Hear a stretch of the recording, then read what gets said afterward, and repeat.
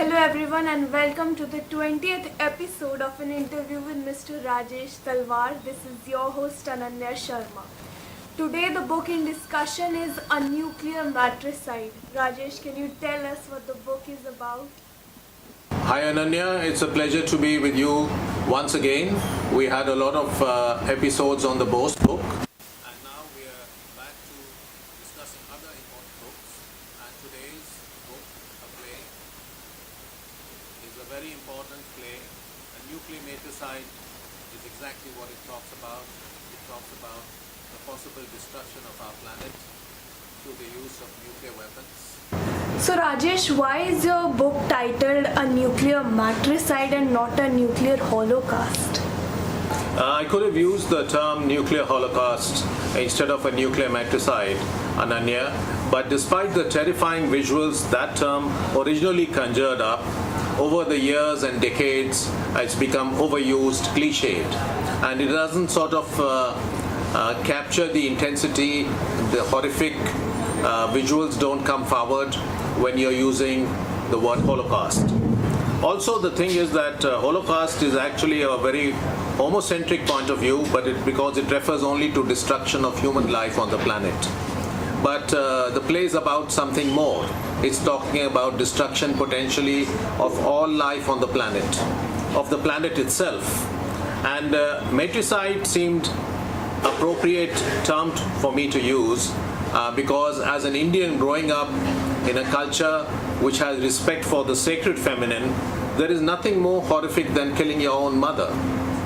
And for decades we have been poisoning her skies, we have been destroying her rivers, we have been destroying the forests, we have been conducting a slow massacre of our mother. Across the world you have princes who kill their fathers, who kill their brothers with a view to ascend a throne in different cultures, in India as well. And this is regarded somewhat acceptable. So fratricide, which is killing your father, killing your brother, or patricide, which is killing your father, is not nearly as horrific as matricide. And matricide, especially in the Indian context, is something which you probably cannot even imagine. I mean, it's something just too horrific for words. But this is what we are doing. And I wanted a powerful expression. For me, a nuclear matricide conjures up the terrifying visual of what we are potentially about to unleash onto our planet, Mother Earth. So this is the reason for the title. So your play is a mixture of satire and realism. Can you tell us about the satire a bit? Yes, Ananya, it's a mixture of satire and realism, but I've tried to keep up a coherent narrative. One of the important satirical scenes is right in the beginning, where God, the Christian God, is having a conversation with Saint Peter. If you remember, Saint Peter is the guardian to the pearly gates. So all souls have to go to Saint Peter and he decides whether they're going to go to hell or going to go to heaven. So Saint Peter comes to God in a crisis. And God says, "What's up? You look very worried." And he says, "I have to ask you to revise your rules because since time immemorial, you have given me a certain amount of time to do the decision making whether a soul should be sent to heaven or hell. But now I need more time."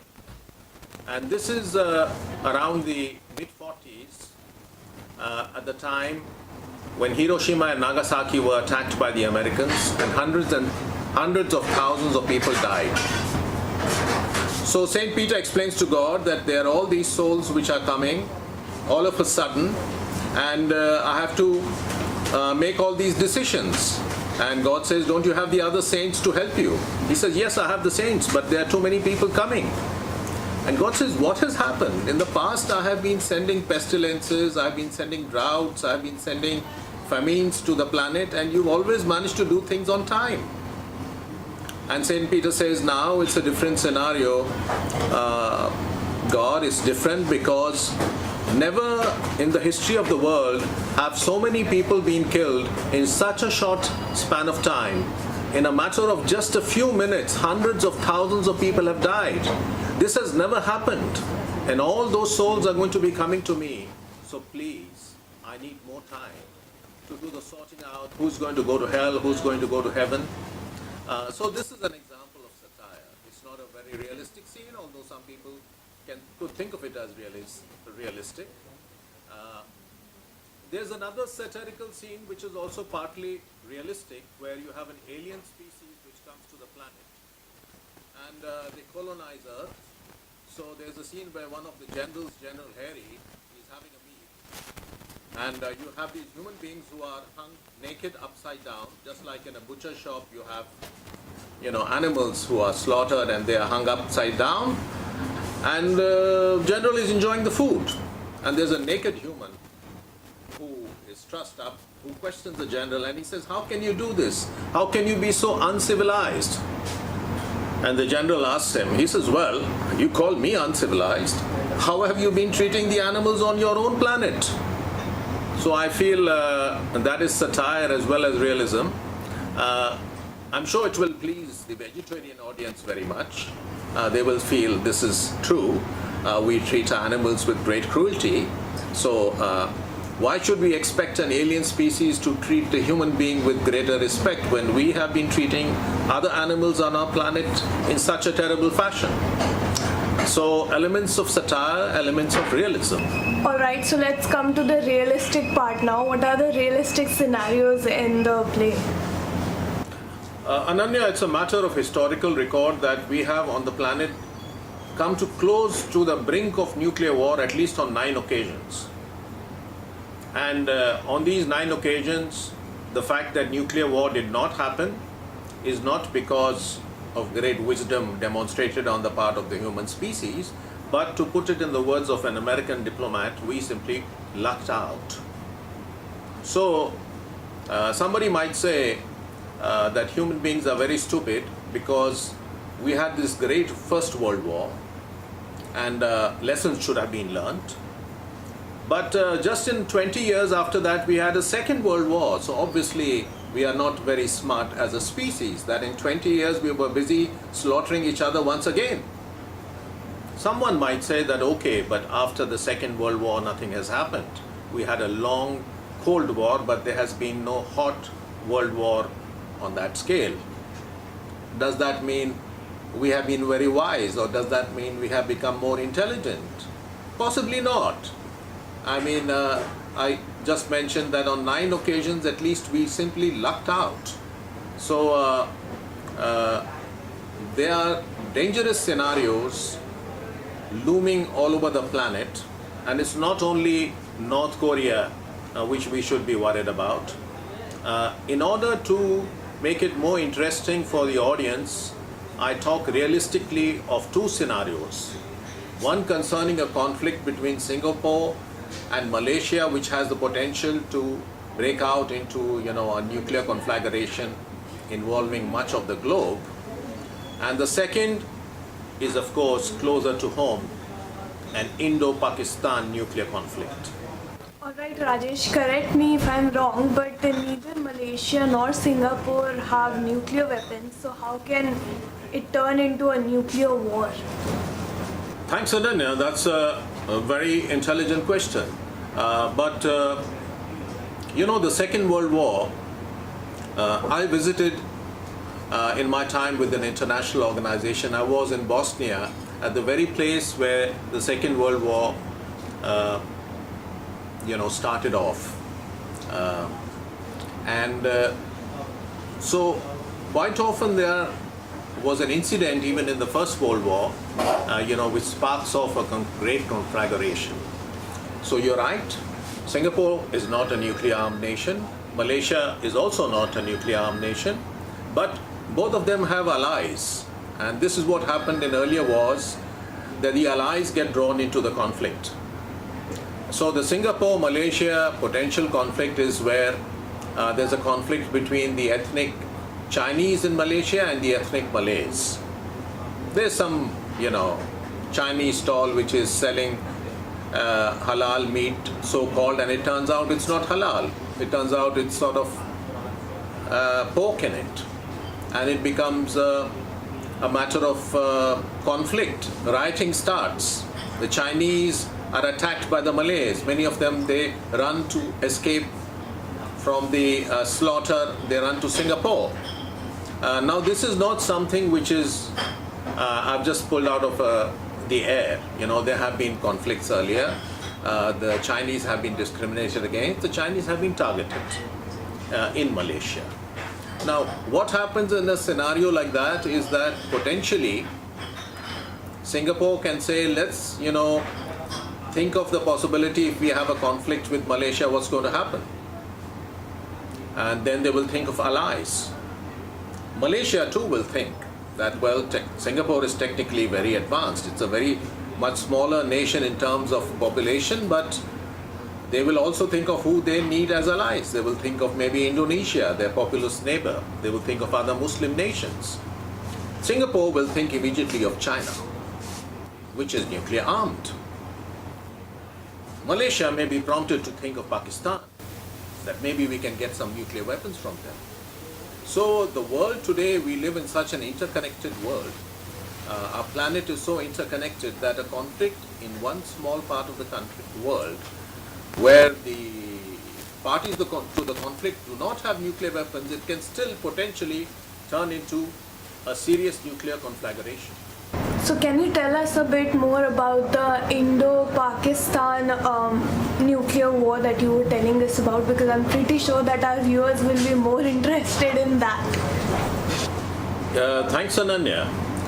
Just so that I don't get a little ahead of myself, I should mention that in one of the opening scenes we have these aliens somewhere in the cosmos, light years away from our planet, who are looking at our planet and talking to themselves, and they are discussing potential scenarios.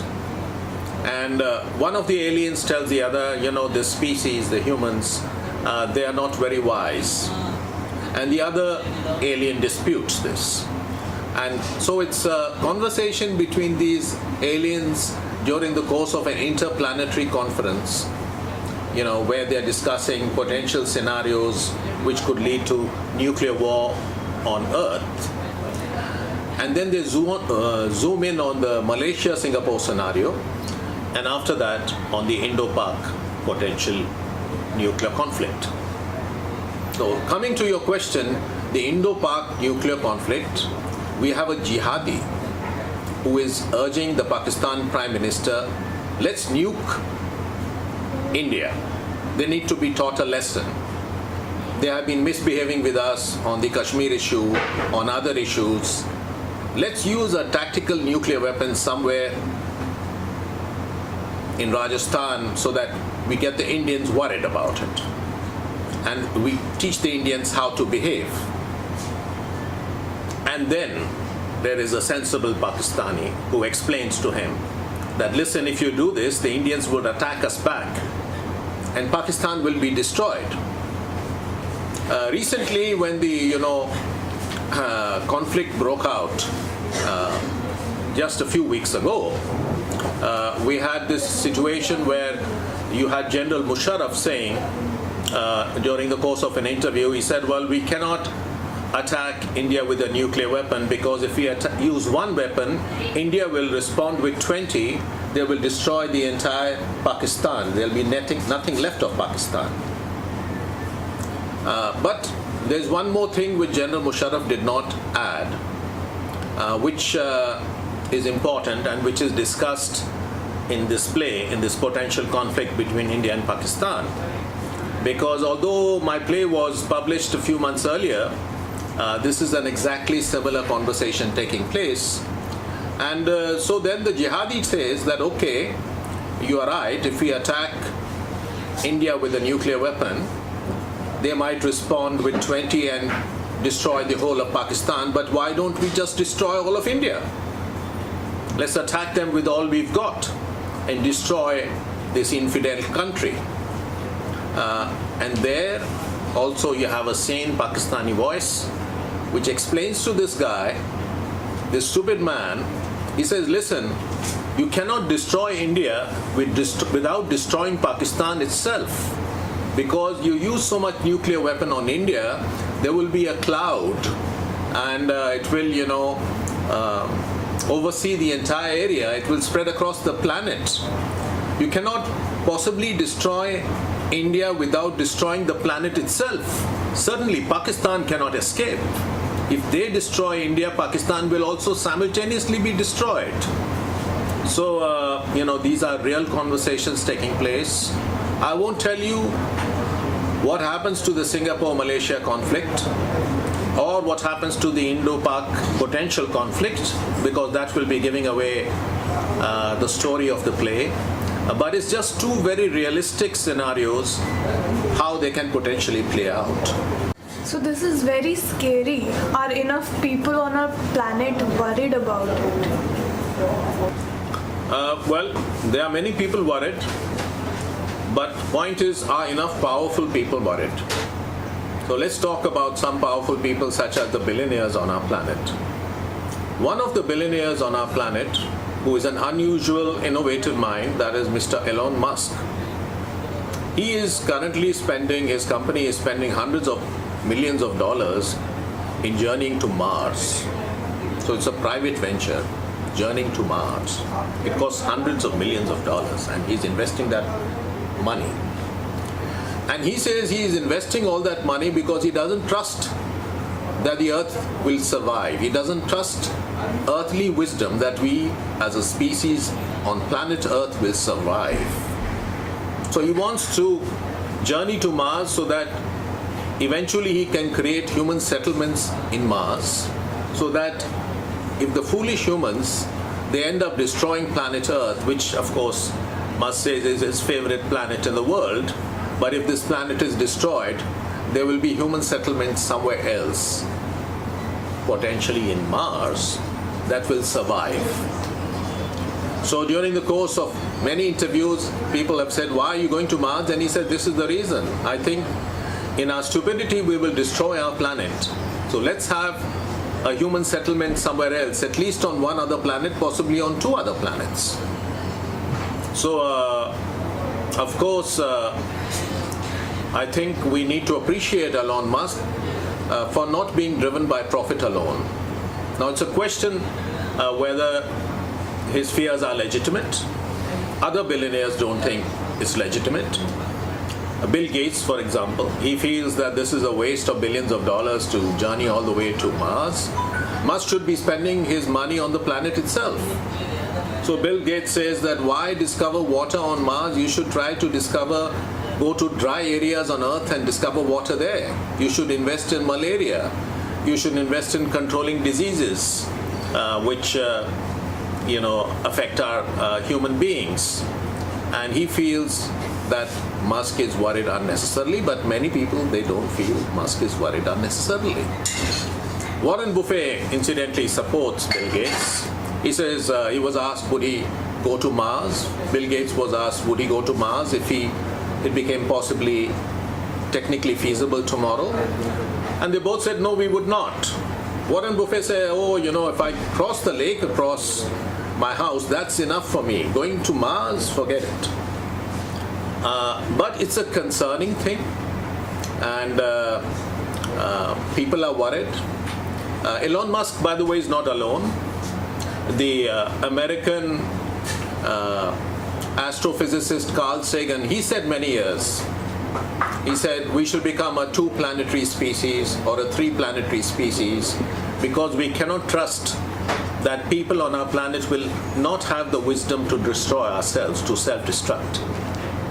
So, yes, ordinary people are worried and powerful people are also worried. Okay, so you spoke about powerful billionaires. What about powerful politicians? Yes, Ananya, the politicians are after all more important than billionaires for the safety of our planet. In 2009, President Barack Obama was given the Nobel Prize. The Americans were actually embarrassed that Obama got the Nobel Prize because he had just taken office, and 6 months later, or less than a year later, they gave him the Nobel Prize. So what had he done to deserve it? Obama accepted the Nobel Prize, but during his speech, his acceptance speech, he said, validly, he said very often the Nobel Prize is given in anticipation, or is given with the hope that the person to whom it is being given will do things to deserve the Nobel Prize. So perhaps people were hopeful that Obama would do something to make our planet a safer place, and they gave him the Nobel Prize. Did Obama live up to those expectations? Unfortunately not. He was pulled into the real politic of American and global politics. He could not make our planet a safer place, at least as far as the nuclear issue is concerned. In fact, one of the secretaries to the Nobel Prize Committee, the committee which awards the Nobel Prize, he has published an account of those years he spent with the committee. And he has said the committee was profoundly, deeply disappointed with Obama, that the Nobel Prize was given to him, but he did not subsequently do things which people would have said, yes, our hope in this man was justified. So that was a disappointment. But what about other powerful politicians? I mean, you have Mr. Donald Trump telling Kim Jong that my red button is bigger than yours. It's like one child boasting that my toy car is better than yours, or one rich man telling another that my Mercedes is better than your Chrysler or your Tesla. It's like competing with these kind of things.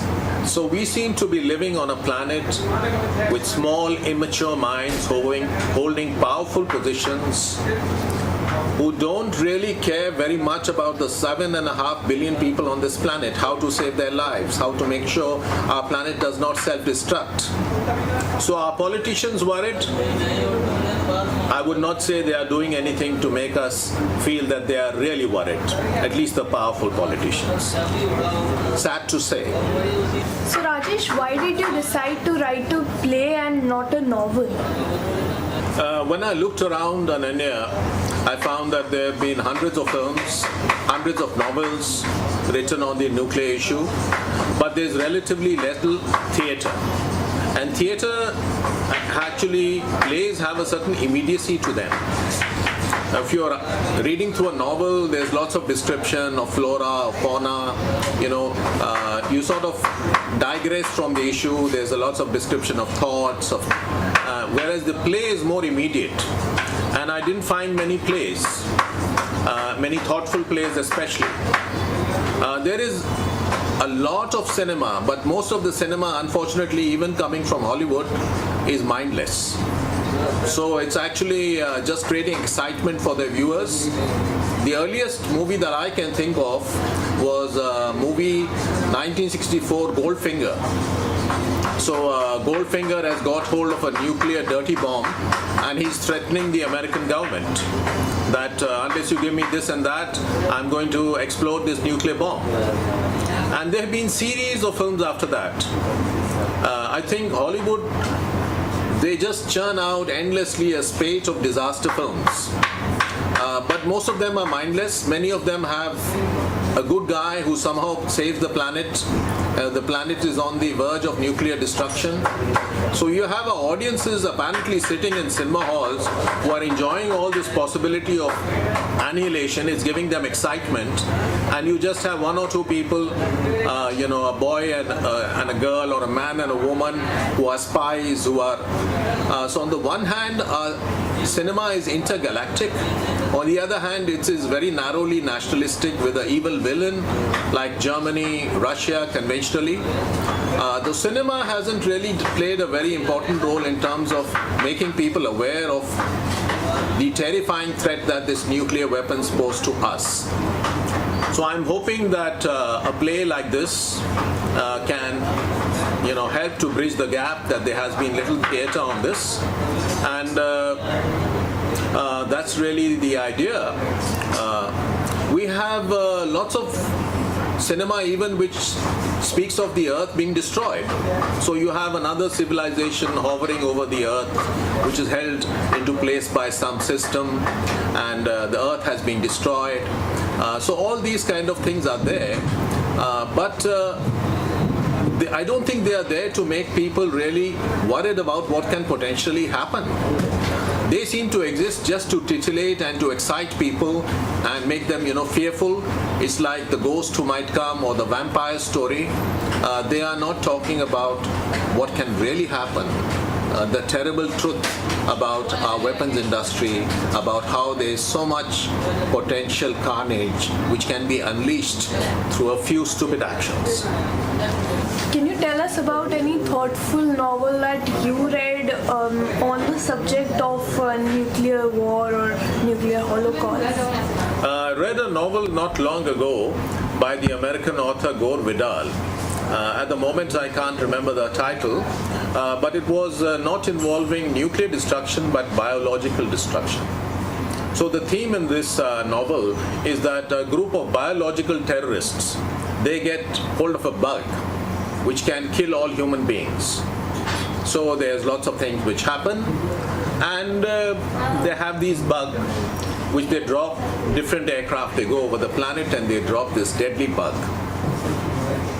The bug can kill human beings and potentially destroy all human life. And then I reach the second last chapter of the book, and the terrorists succeed. All human life is destroyed. But this bug can only destroy human life, not animal life, not plant life, other things. So I reached the end, and then I thought, okay, that's the end. The planet is destroyed. Human life is destroyed. And then I saw there's another chapter left. I said, what remains now? At the time, I thought. And the last chapter is actually good news, because human beings are destroyed, the forests start to grow again, the air starts to clean itself, global warming comes to an end, the almost extinct species, they start to repopulate, the earth, the planet Earth starts to sing and dance. Thank God we've got rid of this terrible human being. So actually the novel is a happy ending. It's not a sad ending. Human beings are finished, but they are part of the problem, it would seem. The planet can do very well without them. So it's actually a happy ending, in an ironic sense, of course, but it's a happy ending because the planet is resuscitated. Once again, you have the seasons, you have the birds flying across the sky, you have, the planet itself is rejoicing. So I think that was very impactful, and I really enjoyed it. Someone could say, in fact, this is one of the themes which is discussed by the aliens. They say that maybe we should create a nuclear explosion somewhere on the planet to prevent a small-scale nuclear explosion, to get the human beings worried. Because after Hiroshima and Nagasaki happened, human beings did get worried. So maybe a small nuclear accident, a small nuclear war, will get them to start decommissioning the nuclear weapons. Otherwise, we are threatened with destruction of the planet. So this is conversations happening between the aliens, on how to save the planet. And I won't say that this kind of conversation is completely stupid, because unfortunately, human beings, we don't seem to be wise enough to know what is good for us. And I do hope that some sense prevails and we do something about this terrible nuclear issue which is threatening us. So Rajesh, in the play you also talk about artificial intelligence. Can you tell us what is the use of artificial intelligence in the book, and how is it related to a nuclear matricide? Vladimir Putin said not long ago that the country which controls artificial intelligence in the future is the country which will control the world, which will rule the world. Elon Musk is also very worried about artificial intelligence. He says it's potentially a very dangerous thing. It can be even more dangerous than nuclear weapons. What does he mean?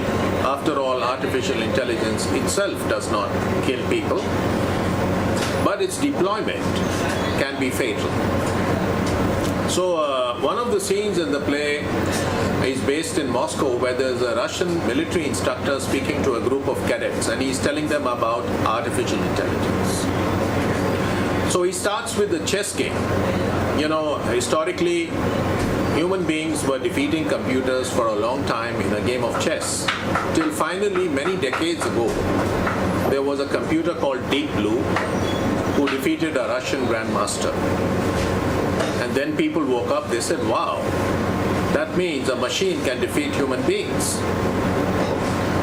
So chess is relatively a simple game, but there is a game of military strategy called Go, which has existed for thousands of years. And not so many years ago, the world champion of this game was also defeated by a machine. So machines can defeat human beings in matters of military strategy. So in future wars, human beings will depend on artificial intelligence to help them win wars. A machine will be telling us, do this, do that, because human beings are very slow to react. They don't have the brain power to go into all the permutations and combinations. A machine empowered with artificial intelligence is going to be directing the future battles in the world. This is potentially a very scary phenomenon. But Elon Musk feels we should really be worried about it. There should be a global regime to monitor and to regulate the use of artificial intelligence. Of course, there are other people who use artificial intelligence, other billionaires like the Facebook billionaire Mr. Zuckerberg. And Mr. Zuckerberg feels that Musk's fears are exaggerated. Artificial intelligence is very important. I mean, when I published this play, it went through the artificial intelligence system within Amazon. There was no human interaction. You know, it just goes through artificial intelligence and then it gets published. And people talk about how Amazon is one of the richest companies in the world, but relatively to its wealth, it employs very few people. The human beings working for Amazon are not so many because it employs a lot of artificial intelligence. So artificial intelligence is very important also for the future of warfare, including nuclear warfare, and this is discussed in one of the important scenes in the book. But I won't tell you more about it. I won't tell you if the planet will survive in the play. If you see the cover, it's a beautiful cover which has been designed by Ms. Sharma. A very nice cover, although it's horrific because it shows our planet is burning. And but it doesn't mean that that's how the story ends, how the play ends. So I won't tell you about the ending. You'll have to read the play or watch it once it's staged to learn how the play eventually, how the story unfolds. But yes, there are important scenes relating to artificial intelligence, to aliens, to the question of aliens landing on our planet, potentially colonizing the planet. There's lots of things. I think two of the reviewers told me that they read the play at a stretch. Normally plays are not easy to read, but they just read it at a stretch. So I'm hoping it will be similarly engrossing for other readers and viewers. So that was it for today. We learned about nuclear wars, nuclear holocaust, and then importantly, nuclear matricide. Mr. Rajesh, thank you for being here with us today again. Thanks, Ananya. It's a pleasure to be with you and your team also. once again to discuss one of the most important issues pressing upon us. Somebody once asked me, why are you working on this play on the nuclear issue? Hasn't enough been written on it already? And I said, well, the issue is so important that perhaps it could be argued that you can never write enough on it. And especially since there is very little theatre. Of Mr. Vidal's book, I mentioned that the planet was celebrating that the human beings are finally destroyed and the planet can breathe again. And I think it's an important message. We should not take a very homocentric view of the situation. After all, the preservation of the planet and the thousands and hundreds and thousands of species which live on the planet is more important than the preservation of the human species alone. There is, among all these thousands of species that live on our planet, there is a snake, which kills itself almost. It's a snake which mistakes its own tail for another animal. So the snake starts to eat its own tail. But somewhere down the line, it realizes that it is eating itself, and then it withdraws. So it looks like the human species has become like that snake. We are devouring ourselves. But will we be wise enough like that snake to realize that we are killing ourselves, we are killing our planet? We are coming close to that with the spread of this nuclear warheads across the world. And will we be wise? Will we set up a global regime to get rid of these weapons of mass destruction which have proliferated? Will there be a transnational regime which will not only see whether Iran has got nuclear weapons, but which will check whether Russia and US have got nuclear weapons? Will there be the possibility of a decommissioning of nuclear weapons across the planet? Because that seems to be the only hope for us if we are to survive as a species. And I'm hoping that the play will be performed. It's had a good reaction. I think we've spoken enough about it, but we haven't given away the end. There are lots of interesting twists in the play. There are lots of surprises. There's a discussion about artificial intelligence and what it holds for the future of warfare, what it holds for the future of life on the planet. And I hope this discussion will serve to spread awareness on the subject, just like there are many other people who talk about these things. And once the play itself is performed, some young people have come to me with the idea that this play should be staged. It's a very important issue, given the recent IndoPak heating up kind of a situation. So I'm hoping that something happens. If nothing else, the play will be read. It can be used in group discussions. And,